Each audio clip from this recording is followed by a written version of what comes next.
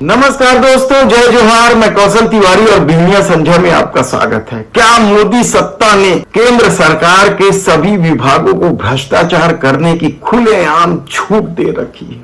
लगातार खबरें आ रही है, चाहे रेलवे क्यों ना हो, वंदे भारत एक्सप्रेस की छत से पानी टपकने की खबर आ रही है, तो दूसरे तरफ पुल पुलियों के लगातार ढहने की खबर है। दिल्ली के प्रगति मैदान की भी तो खबरें हैं, तो दूसरी तरफ इस तरीके से कैग ने रिपोर्ट दी थी, चाहे आयुष्मान भारत कार्ड योजना हो या फिर 250 करोड़ रुपए में 1 किलोमीटर सड़क निर्माण की बात हो, सब तरफ भ्रष्टाचार की खबरें आ रही हैं। लेकिन अब जो छत्तीसगढ़ की राजधानी रायपुर से खबर आ रही है, वह भी हैरान कर देने वाली। रायपुर एम्स, अखिल भारतीय आयुर्वेद विज्ञान संस्थान एम्स, वहां से जो टेंडर घोटाले की खबर आ रही है, वह हैरान कर देने वाली है कि किस तरीके से दिल्ली से आए एक स्टाफ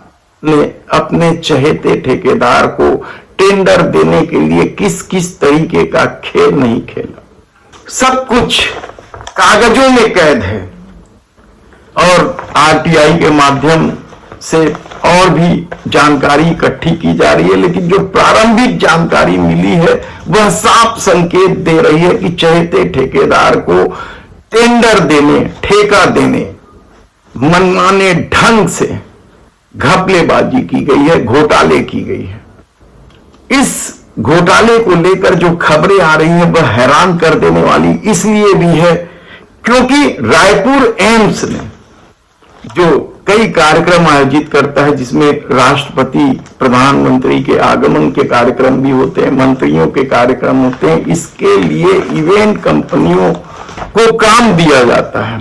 ऐसा ही एक काम का टेंडर निकला था, जिसे 30 मई को खोला जाना था।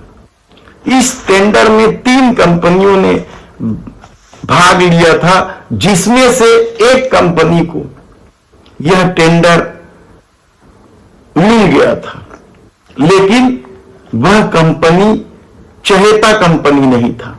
इसलिए यह कहकर टेंडर रद्द कर दिया गया कि इनकम्प्लीट फाइनेंस की होने की वजह से, जबकि इसे जिस तरह के डर आए थे, यानी जो L1 कंपनी थी वह यदि 30 लाख में काम करने को तैयार थी, तो जो दूसरी कंपनियां थी वह कोई 40 लाख तो कोई 60 लाख तक का टेंडर भरा था। ऐसे में उस फाइनेंशियल किट के जो खाने छूटे हुए थे, उसे भरकर आसानी से टेंडर जारी किया जा सकता था, लेकिन वर्क ऑर्डर नहीं दिया गया और तमाम टेंडर निरस्त करके फिर से एक टेंडर जारी कर दिया गया। यह पूरा ऑनलाइन प्रक्रिया है, लेकिन किस तरीके से इसमें भी खेल होता है यह समझिए।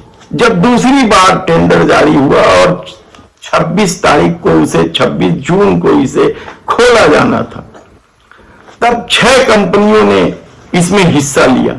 4 कंपनियों ने प्रेजेंटेशन नहीं दिया, तो उनका फॉर्म रिजेक्ट कर दिया गया। अब सिर्फ 2 कंपनियां बची थी, एक इवेंचुरी, दूसरा मैवरिक, और इन दोनों कंपनियों का टेंडर खोला जाना था और जिसका L1 होता उसे टेंडर दे दिया जाना था। लेकिन आश्चर्यजनक रूप से मैवरिक का टेंडर खोला ही नहीं गया, क्योंकि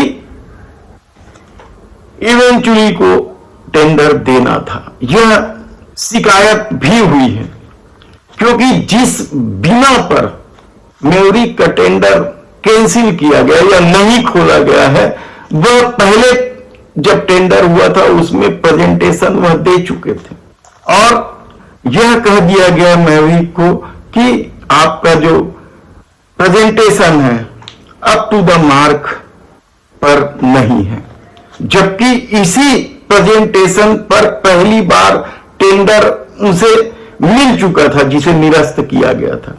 ऐसी परिस्थिति में जब हमारी टीम ने इस शिकायत पर जब अस्पताल प्रबंधन से बात करने की कोशिश की तो वे उपलब्ध नहीं थे, लेकिन जो जानकारी मिली है वह भी कम हैरानी की बात नहीं है, क्योंकि टेंडर की शर्तों में एक महत्वपूर्ण शर्त ये था कि टर्नओवर 1 करोड़ रुपए होना चाहिए मिनिमम। लेकिन जिस कंपनी को यह टेंडर जारी कर दिया गया है उसका टर्नओवर 50 लाख से भी ज्यादा नहीं है। और कारण यह बताया गया क्योंकि वह एमएसएमई कंपनी है, इसलिए उसे छूट दी जा रही है।